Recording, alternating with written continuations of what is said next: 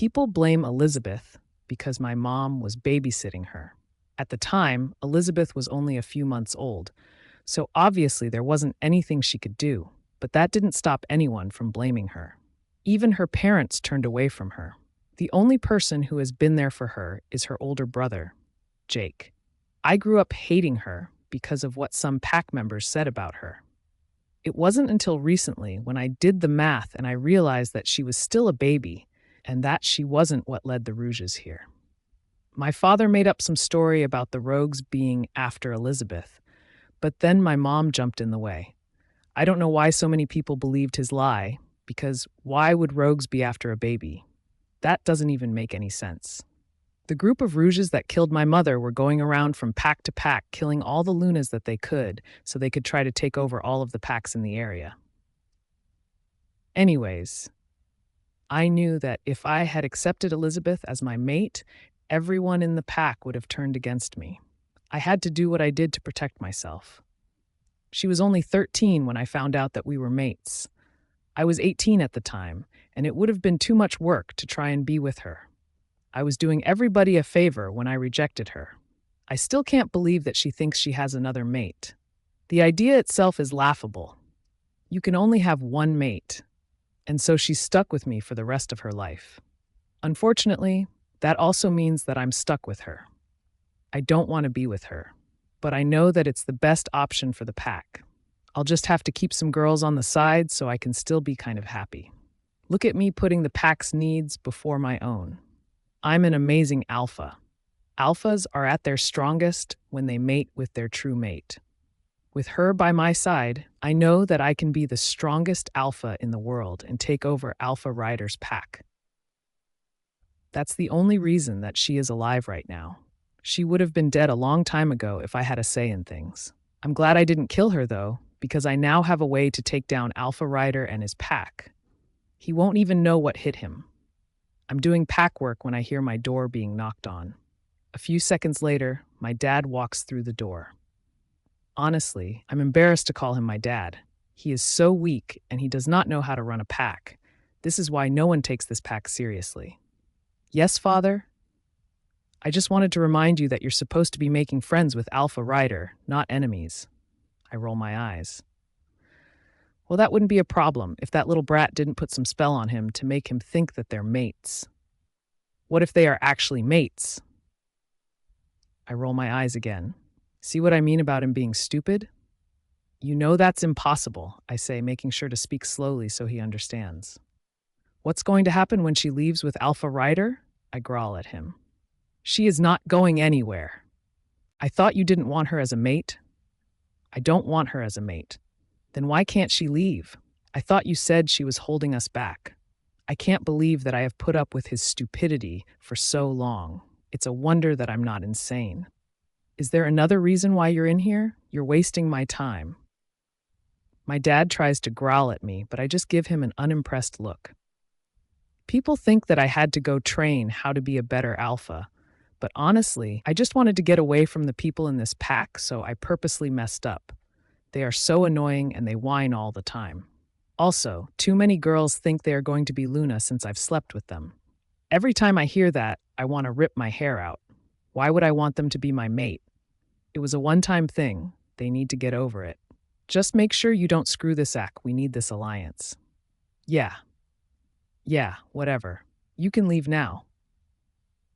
My dad glares at me before leaving. Oh well, at least he's gone. A few minutes later, I feel a little hungry, so I decide to go and get some food. Once I get downstairs, I see Chelsea flirting with my beta. She's such a slut. I feel bad for whoever her mate is. As soon as she sees me, she struts over to me with a slight smirk on her face. Hey, Zach, she purrs in a voice that she thinks is seductive. Honestly, I'm just not in the mood. Not now, Chelsea. She immediately starts pouting. Great, this is just what I need. But Zach, she says as she juts out her bottom lip, you look so tense. I could help you out and give you some company. You know I'm good company. She starts batting her fake eyelashes up at me and I cringe. Go away, I say, getting annoyed. I came down here to get some food, not to be sexually harassed. She pouts some more for a few minutes, but once she realizes I'm not paying attention to her, she huffs before she goes to find her next prey. Poor guy. Oh well. I need to focus all my energy on making sure that Elizabeth and Ryder don't leave. I have to keep them here for as long as possible, and I also have to figure out how to get Elizabeth to mate with me so I can be at my best.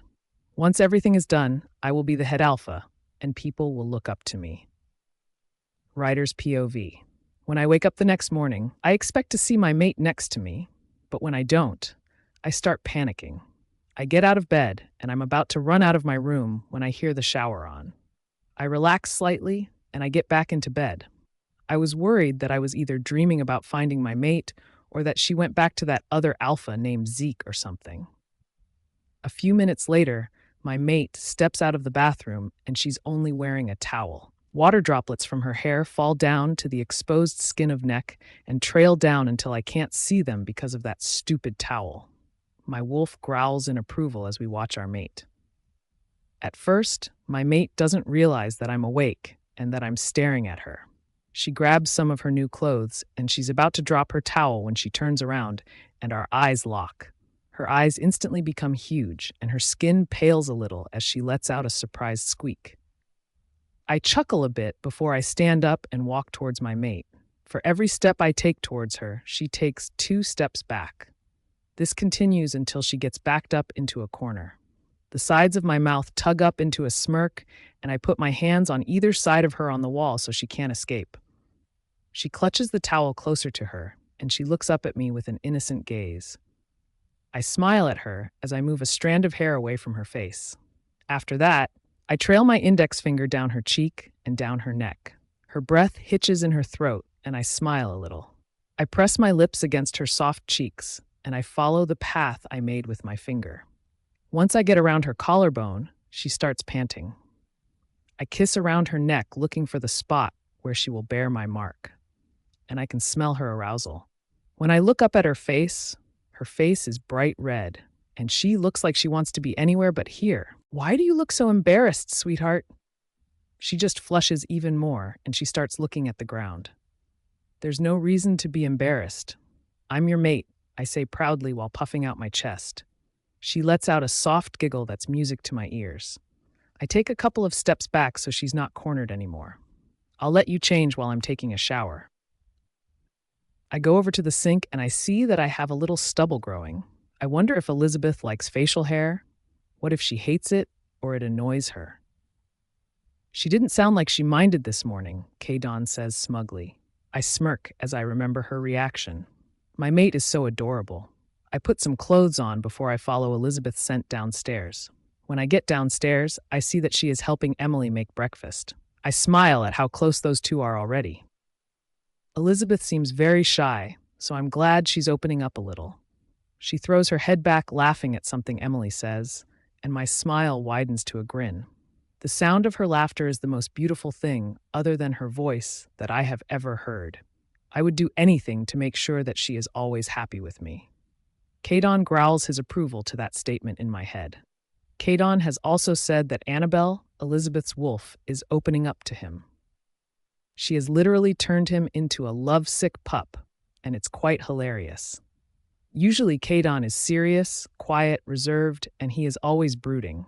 However, since we met our mate, he has not stopped talking about how perfect they are and how lucky we are to have them as our mate. I couldn't agree more with him. Our mate has changed us so much, and I couldn't be happier. Emily and Elizabeth finally notice me standing near the door and smiling at them. Emily sends me a wink, and Elizabeth gives me a shy smile. So what are guys making?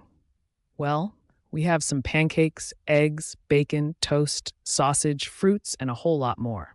Can you please call everyone down here, Alpha? Emily says while batting her eyelashes at me towards the end of her statement. Elizabeth and I laugh at her before I mind-link everyone that breakfast is ready. The sound of footsteps rushing around the house makes it sound like there's a pack of wolves near. Oh wait, we are wolves. If you say jokes like that, you will scare our mate away. From now on, stay away from telling jokes, K-Dawn says to me with an eye roll. Whatever, he just doesn't get my sense of humor. What sense of humor? I'm about to reply when I notice that everyone is staring at me weirdly. I look around and see that everyone else is sitting at the table, and I'm still at the door. Are you okay, Ryder? You've been standing in that spot for 5 minutes now, glaring at the wall. Brian asks me while raising an eyebrow at me. Yeah, I'm fine. I just got into a small argument with my wolf, I say, a little embarrassed before I quickly sit down next to Elizabeth. Real smooth, Alpha Ryder. Real smooth. Kadon snickers in my head. Shut up, you dumb wolf, I say before cutting off our connection. Elizabeth looks over at me with concern in her eyes, but I just give her a reassuring smile. Once she sees that I'm fine, she turns and starts eating her food. After breakfast, I ask her if she would like to go talk to Jake now. She quickly agrees and runs up to our room to get some shoes and a jacket. Once we're ready, we start heading towards his cabin while holding hands. When I first took her hand in mine, she blushed and looked away. When we get to Jake's house, Elizabeth knocks on the door 3 times. Jake appears at the doorway less than 30 seconds later. Hey sis, how are you? Jake dazes as he pulls Elizabeth into a tight hug. He catches my eye and we nod at each other. I'm good. There's something I want to ask you, Elizabeth says with a nervous smile. Okay, go ahead. Ask away, little sister. She rolls her eyes playfully at his comment. Elizabeth glances at me, so I start speaking.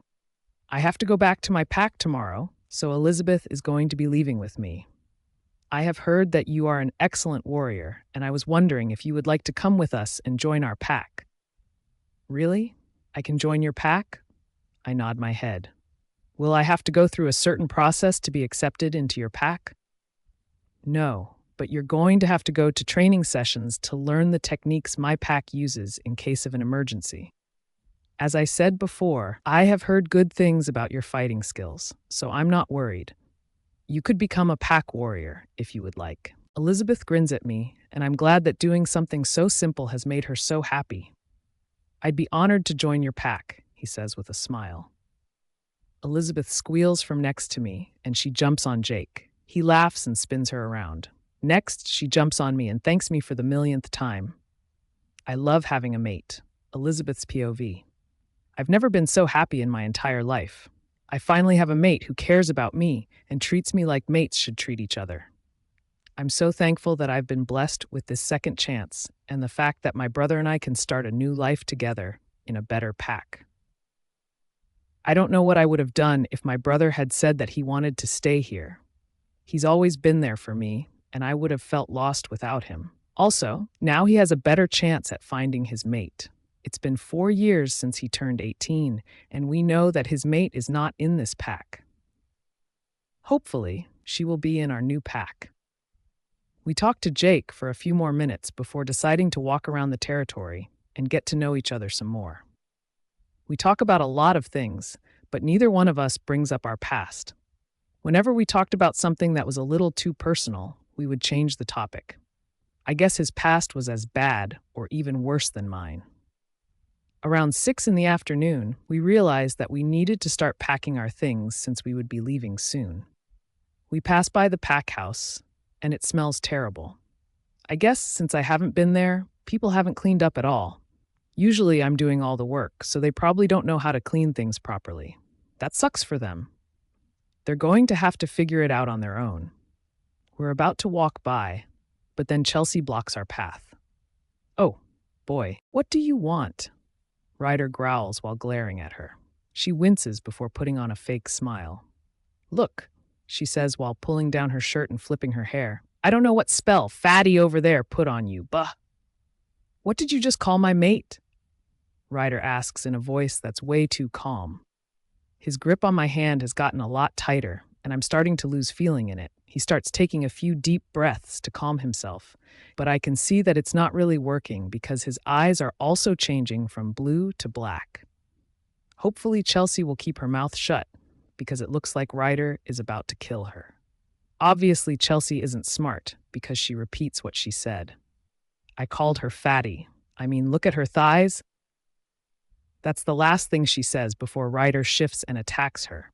Chelsea tries to shift too and fight back, but it's too late. I let out a scream and start yelling things at Ryder, hoping to calm him down. I don't really know how to fight, so it's not like I can step in and stop him. Brian and Emily run out of the guest cabin, and Brian shifts into his wolf before he tries to get Ryder away from Chelsea. Emily rushes over to me and asks me what happens. After I give her a quick run-through, her face turns into one of panic. I look over, and it looks like Ryder is going to attack Brian. Kadon has taken over, and he is not happy. Give me control, I will try to calm him down. Annabelle's calm voice breaks me out of my panic, and I'm once again thankful to have her as my wolf. I hope this works. Just be careful, all right? I quickly shift before giving Annabelle control. We walk over to Ryder before nudging his side. He stops growling, and he turns so he can fully face us. Brian shifts back before he tells Chelsea to shift back too. Because of the advances in technology in the wolf world, scientists have made special underwear that stay on when we shift. I don't really understand the science behind it, but the clothes go under our fur when we are in wolf form, and then they are back on when we shift back. Annabelle nudges Kadon again before she starts walking off. Kadon growls a little before he quickly catches up with us. I immediately know that she is taking him to the clearing, and I'm glad she was able to think of something quickly. Moving away from people is the best option for right now. Once we get there, Belle stops and sits down. Kadon circles us for a little bit before he snuggles us into his side. Looking at him, I see how beautiful my mate is in wolf form. His wolf is huge, easily the biggest wolf I have seen, and his fur is a light brown, almost a red color. After a little while, we shift back into our human forms. I glance at him and let out a sigh of relief when I see that he's back in control. He quickly wraps his arm around me before pulling me onto his lap. I blush a little before I snuggle into his chest. "Are you okay?" Ryder asks after a few moments of silence. I nod my head. I'm used to people calling me way worse things, so that didn't really bug me. I don't think I should tell Ryder that, though. "I'm fine," I say honestly. "Are you okay? I've never seen anyone look so mad before in my life." That's saying a lot because I have seen plenty of people get mad at me over the years. "Did I scare you?" "No, I was just worried about everyone's safety. You almost attacked Brian."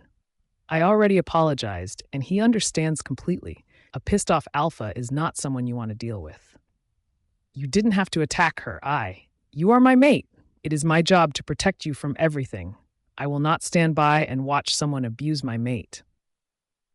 His jaw starts clenching, and his arms tighten around me, so I quickly start running my hands up and down his chest to calm him down. He calms down almost immediately, and I can hear Kadon and Annabelle purring. "Thank you for protecting me." He nods his head and kisses my forehead. "I'll always protect you, Princess. You mean everything to me. I have waited for you since I was a little boy. I'm so glad that I finally found you. You complete me, and I would do anything for you." My heart warms at the look on his face. His eyes are full of warmth and love for me. I give him a shy smile as he tucks a strand of hair out of my face and behind my ear. We start leaning in, and I can feel my heartbeat speed up. This will be my first kiss ever, and it will be my first kiss with Ryder. What if he thinks I'm a bad kisser? Oh my gosh, what do I do? Calm down, love. There's no reason to be nervous. I take a shaky breath in and I nod my head slightly. Our lips are about 2 centimeters away from each other. This is it. I'm about to have my first kiss. Just a little closer. We're about to kiss when suddenly Emily comes running towards us. "There you guys are. We've been looking for ye." "Did I just interrupt something?" she says with a smug smile. "I can't believe this is happening to me. Oh my gosh, why me?" I'm sure my face is redder than a tomato and my heart is beating way too fast. "Sorry, I didn't realize that you guys were about to do the dirty. I'll come back at a later time," she says before running off. I look at Ryder and he looks highly amused. "Shut up," I mumble while looking at the ground. He just chuckles before he stands up with me in his arms. It's getting late. We should head back now so we can pack. Today has been an eventful day. Jake agreed to join the Blood Falls pack. Chelsea almost died, and I almost had my first kiss. I feel absolutely drained. When we get back to the cabin, we walk in and everyone turns to stare at us. Emily smirks in our direction before she walks off, probably to find Brian. I shift awkwardly as people keep staring at us. Most of them have knowing smiles on their faces, so Emily must have told them how she found Ryder and I. Great. Ryder just shakes his head before pulling me up to our room to pack. I can't wait to leave. Chelsea's POV. This week has been terrible for me. On Monday, my parents said that since I'm 21 now, I need to start looking for my mate. Why would I want to look for my mate when I already know who it is? I already rejected him because I don't want to be tied down to him. My mate is our pack doctor. Why would I mate with him when I know I'm supposed to be mated to an alpha? John, my mate, has done everything to try and get me to accept him, but it obviously hasn't worked. Now, I need to find an excuse to tell my parents about why I haven't started looking for my mate. Also, they think that I need to stop sleeping around. Why would I want to do that when it's the only thing that makes me forget? It's not my fault that I was stripped of my innocence when I was younger. What makes it worse is that it was someone I trusted. Someone everyone trusted. It was John's dad. Our families used to be close until that happened. No one knows of what happened, and I don't plan on telling anyone. I stopped going to our family dinners, making up random excuses as to why I couldn't go to them. After that happened, I also stopped wanting to have a mate. When I found out that John is my mate, things just got even worse. I wanted to forget. I can't do that if I'm with my mate. He looks basically just like his father, and every time I see him, I see his father. It's one of the reasons that we can't be together. No one knows that this happened because I've been too ashamed to say anything. Plus, it would ruin John's family. John would hate his dad, and Susan, John's mom, would hate her mate. I couldn't do that to them. I'm not as heartless as everyone thinks I am. Or maybe I am. Maybe I've become the monster that I've been turned into by my past. My parents don't really care about me. They want me to be mated to an alpha so they don't have to take care of me anymore. When I was younger, they always told me that I was destined to be mated to an alpha and that I'm a natural-born leader. That's another reason why I can't be with John. He's not the perfect mate, and my parents would never approve. They like him, but they would never want me to be mated with him. I've never understood why they act all high and mighty. They're not even the betas or thirds for this pack. They are just normal pack members, but you would think that they're alphas from the way they act. I need to mate with an alpha. I need to forget my past and move on before I lose my mind. I'm almost to the point of insanity because of the nightmares that I'm plagued with each night. Being perfect all the time is too much stress. I'm hanging on by a thread. So many things to do, so little time. Ryder's POV. Tomorrow, we are finally leaving the Crest Falls pack. It has been decided that we are not forming an alliance with them. Surprise, surprise. I can't wait to take my mate home with me and introduce her to the pack. By now, I'm sure most of them know about her, so I know they will be very eager to meet her. I also can't wait for her to be round with my pups. Nothing gives a male wolf more pride than seeing his mate round with his pups. The only thing I'm worried about is whether or not I'll be a good father. I'm sure Elizabeth will be a great mother, but what if I turn out to be just like my dad? My father never wanted me. He simply tolerated me because of my mom. He hated the fact that I took her time and attention away from him. He convinced himself that she loved me more than she loved him, and so he always saw me as a threat. There was not a day that went by when he didn't remind me that it was my fault that my mother had died. In a way, I understand what he was thinking, but it wasn't my fault that I was a pup, and I needed a certain amount of attention. I never asked to be born. I will make sure that what happened to me will never happen to my children. I will always love them no matter what. It doesn't matter what genders my kids are, I just want them all to be happy and healthy. I do want a daughter, though, one that looks just like Elizabeth, and someone who will be my little princess. Wait, I'm thinking way too far ahead. What if Elizabeth doesn't want children? Kadon growls at this. My mate will have my pups, he growls. I'm not going to force her into having our kids. If she doesn't want children, then we don't have to have any. I trail off. My heart squeezes painfully as I think of that. I don't care if we don't have an heir to take over as alpha one day, but what if she doesn't want to have children? What if she doesn't want to have my children? I've always wanted children, and Instead of making assumptions, why don't you just ask our mate what she wants? Kadon asks with an eye roll. He's right. but I don't know if I want to hear the answer to that question yet. Ryder, are you okay? You've been staring at your suitcase for the last 10 minutes, and do you want children? I blurt. Her eyes widen and she bites her lip. Damn, she's probably going to say no. I'm such an idiot. Seriously, Ryder? You just went and blurted out without even thinking. Why did I have to get stuck with you? Questions Kadon. I feel so nervous, and I've never felt like that before. It's unnerving, and I don't like it. Even my wolf is getting a little nervous since she handy answered my question. Is this really what happens when you meet your mate? You start second-guessing yourself, and you worry about every little thing? Do you want children? Elizabeth asks in a soft voice. I nod my head slowly. I'd love to have children, but only if you want to have them. She gives me a small smile before nodding her head. I'd like that very much, Ryder. My face splits into a huge smile, and within seconds I have her in a tight hug. She just made me the happiest man alive. Kadon howls in joy, and the both of us feel very relieved that she wants to have our pups. I love her so much. I want to tell her that, but I'm afraid that it's too soon and that it will make her scared. I'll just have to wait for the perfect moment. Once we're done packing, we head downstairs to have a late dinner. It's already 9 p.m., and we have to go to sleep soon because we are leaving early in the morning. I find 2 plates in the fridge that have our names on them. I silently thank Emily for her thoughtfulness. I put one of the plates in the microwave before I get out 2 glasses so Elizabeth and I can have something to drink. Once the first plate is done, I put the second plate in the microwave. Elizabeth grabs some orange juice from the fridge and she puts them in both of the glasses. Once everything is done, we sit at the table and start eating. Ryder? Do you think I'll be a good Luna?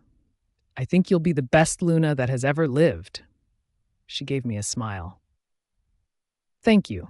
I just shrug. It's the truth. Elizabeth will be an amazing Luna. Do you think your pack will like me? Of course they will like you. They will adore you just as much as I adore you.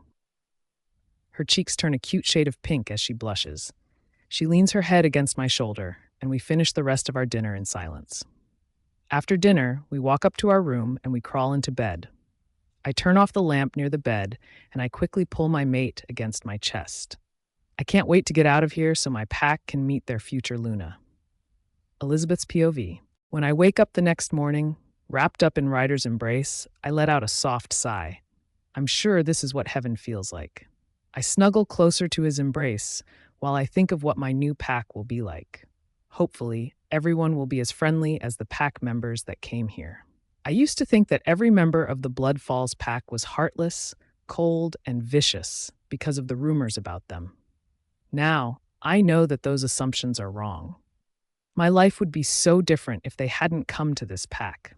I would have never met Ryder, and that thought scares me.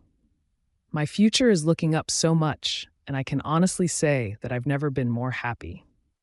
Last night, when Ryder asked if I wanted children, I almost jumped with joy and started screaming. I've always wanted a family and a few kids of my own. I look over at the clock near the bed and see that it's 5 a.m. That gives Ryder and me about an hour and a half to get ready since we're leaving around 6:45 a.m. I shake Ryder's arm gently until he wakes up. He sits up while rubbing his eyes and he honestly looks so cute. Is it time to go? He says with a small yawn.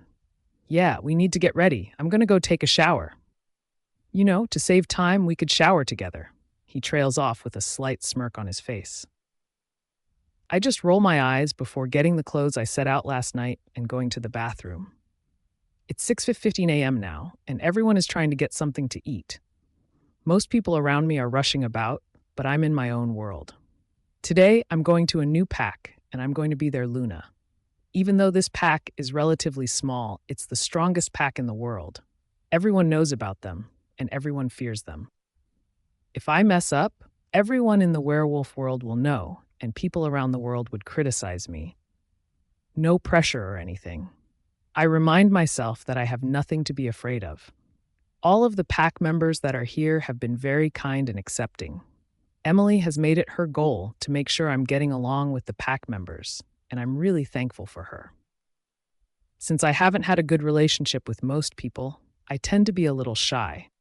I know I will definitely have to work on my people skills because I don't want people to think that I am rude.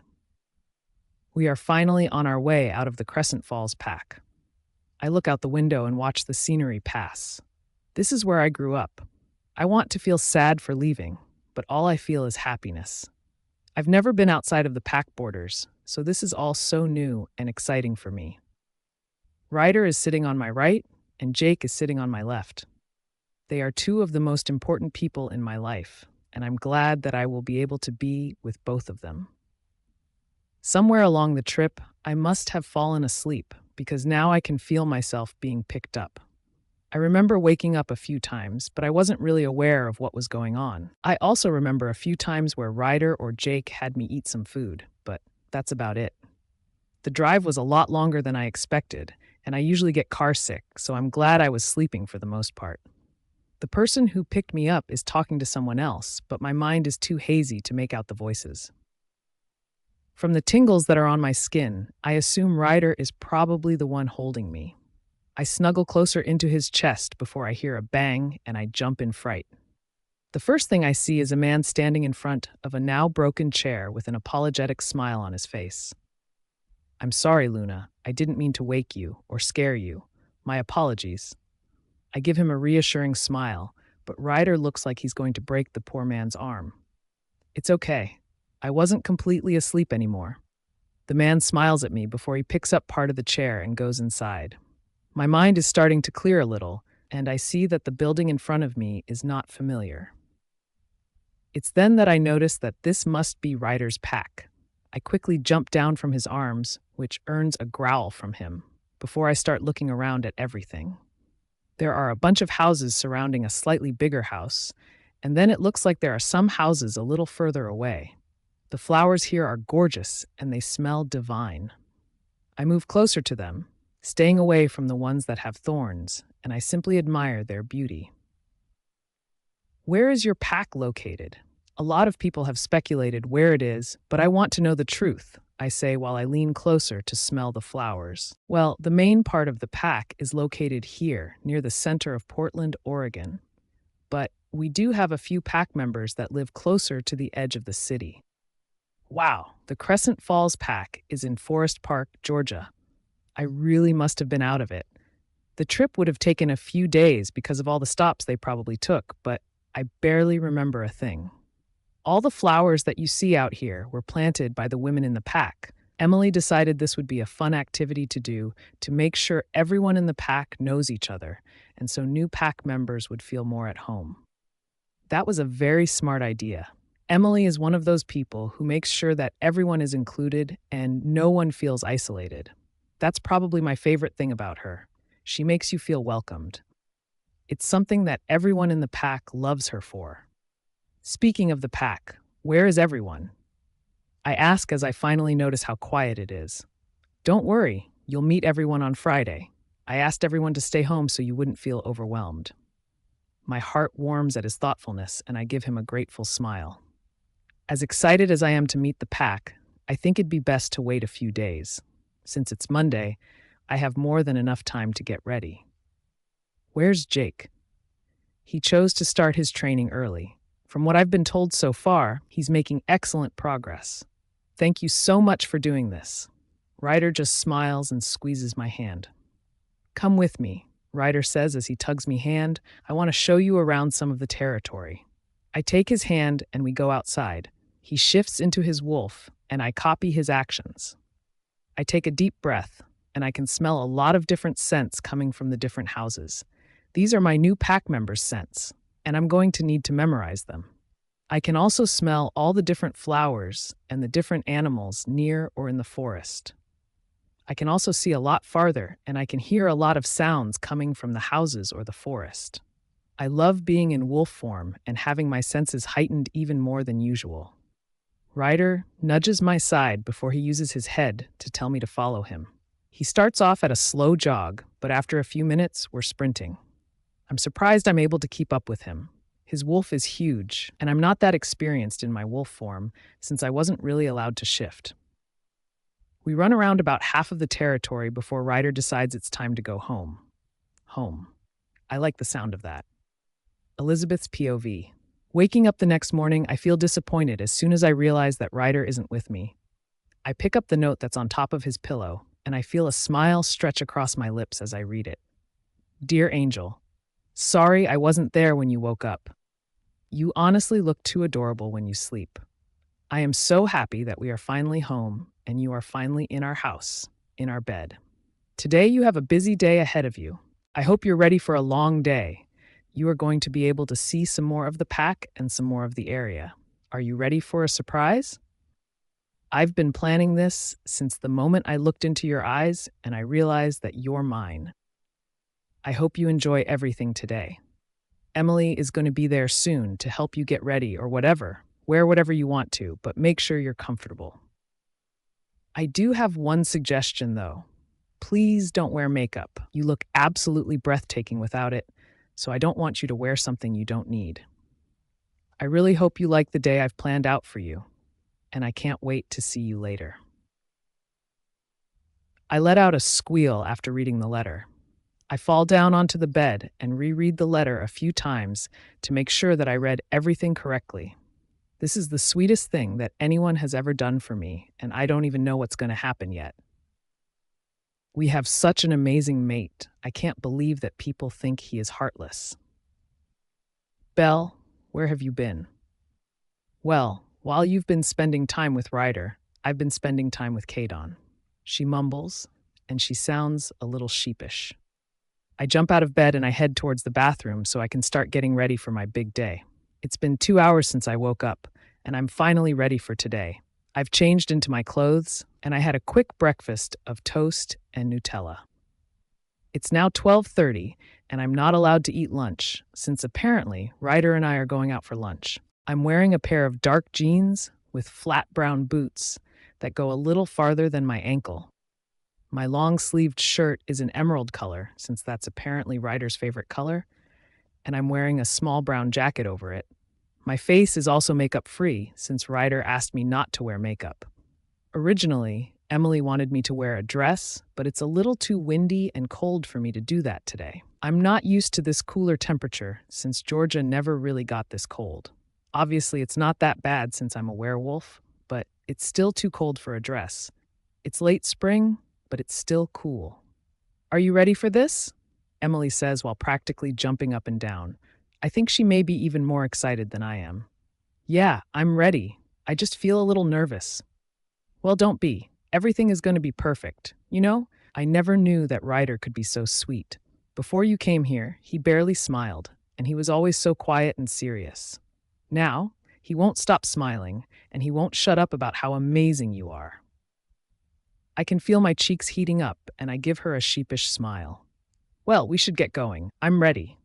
Okay, but you're going to have to wear this blindfold. I give her a flat look, but allow her to tie the blindfold on my face. She leads me outside, and then we start walking. I have no clue where we are going, so I just focus on the different smells and sounds around me. It's peaceful where we are, and I can hear the sound of birds chirping happily to each other. I can also hear the sound of running water. So yesterday, Ryder told me that you had all the women in the pack plant the flowers around this area. Yeah, I did. I figured it would help all the new pack women get to know everyone.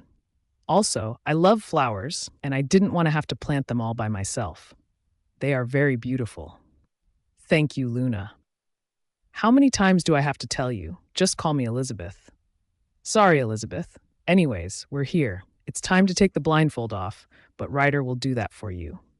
As she says this, I can feel my skin start tingling, and I can smell Ryder's sweet scent. Thank you, Emily. We'll see you later. I hear Emily leave, and I take a deep breath. Are you ready for today, Elizabeth? I hope you enjoy everything, he says as he takes more steps towards me. I'm sure I'll enjoy anything that happens today because I'm with you. I hear him growl in approval at my last statement. He's finally right besides me, and he starts untying the blindfold. When the blindfold comes off, my jaw drops. In front of me is a lake and a small boat. Ryder smiles at me nervously before he grabs my hand and pulls me towards the boat. Once we get on, I admire the different designs that are on the boat.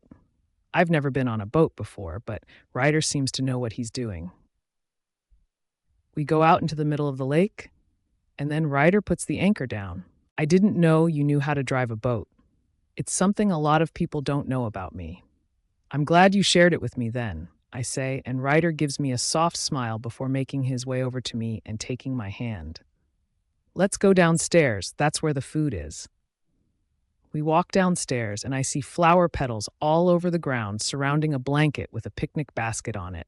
I give Ryder a smile once I see him staring at me nervously. This is perfect. I mumble as I pull his hand and lead him towards the picnic. Inside the basket, there's cheese pizza, grapes, brownies, cookies, salad, and a bottle of orange juice. Some of my favorite foods and my favorite beverage. The pizza looks homemade too. That just makes it even better. I can't believe Ryder went to all this trouble. Ryder looks at me nervously before he clears his throat. I think he might be even more nervous than I am. He looks so cute, Annabelle purrs. I couldn't agree with her more. These are some of my favorite foods. Did Jake tell you?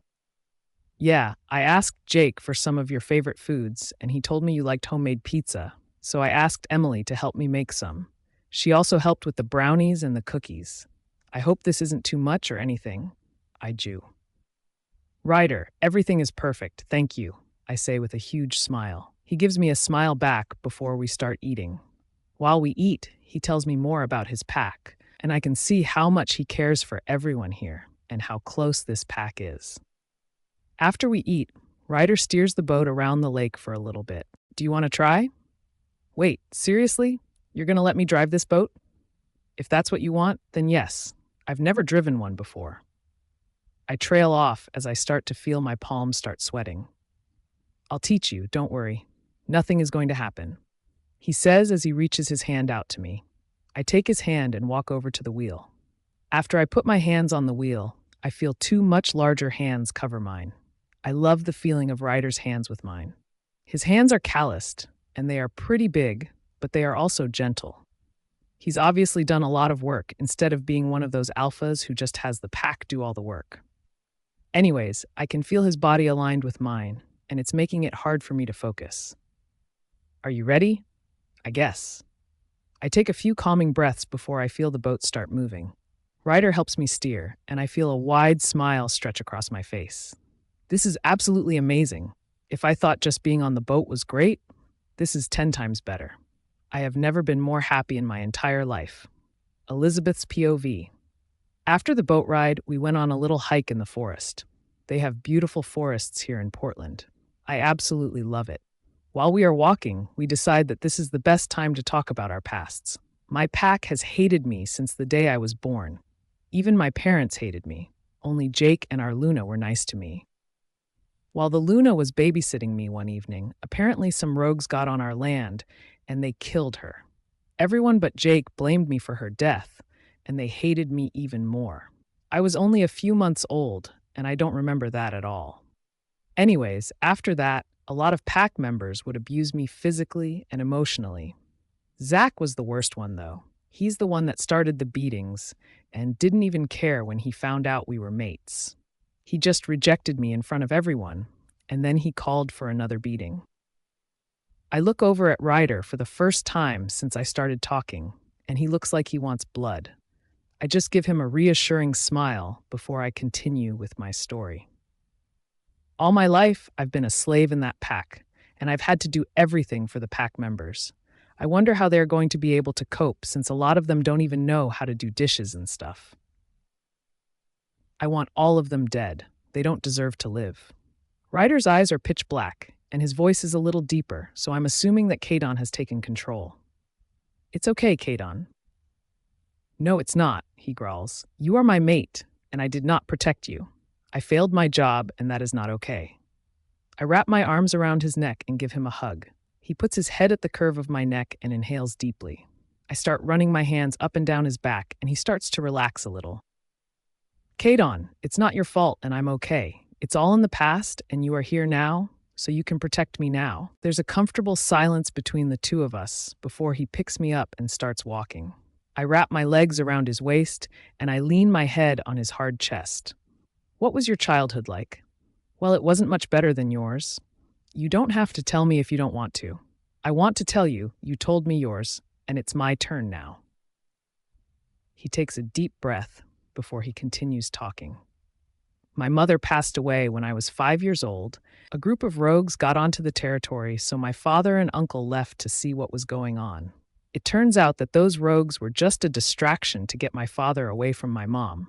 A few men came in, but it seemed like my mom knew them. I don't know how she knew them. I just know that she did.